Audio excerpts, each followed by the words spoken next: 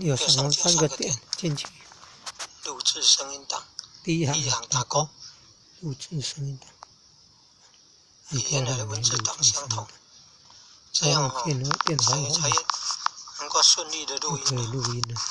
第一，资料夹选择第一行。这是可以录音的。文件档同一个资料夹。在录音了。你看显示在录音了。手机程式叫做大声朗读呢。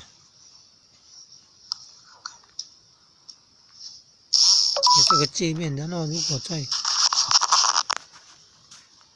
微信群组、WeChat 群组的这个聊天里面的字可以复制反白复制，然后不久后它就会念那个字的声音，就会念出那些字。